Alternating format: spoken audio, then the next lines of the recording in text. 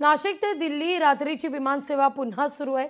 अनेक दिवसांपासून विमानसेवेकरता प्रयत्न केले जातात। गेल्या 2 दिवसांपासून नाशिक जिल्ह्यात अवकाळी पावसाने हजेरी लावल्याने मोठ्या प्रमाणावर नुकसान आहे। रात्री नाशिक दिल्ली विमानसेवा सुरू झाल्याने काही शेतकऱ्यांना सोबत घेऊन खासदार भास्कर भगरे आणि खासदार राजाभाऊ वासे दिल्लीकडे रवाना आहेत।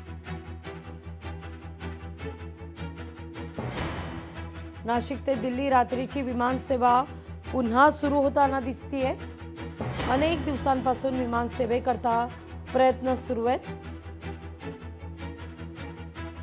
आता या सगळ्या संदर्भात निर्णय होताना दिसतोय।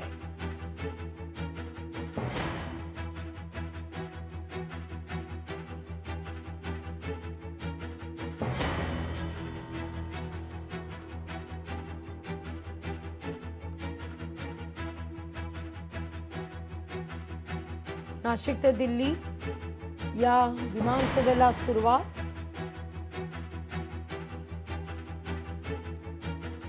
अनेक दिवसांपासून विमानसेवेकरता प्रयत्न केले जात होते।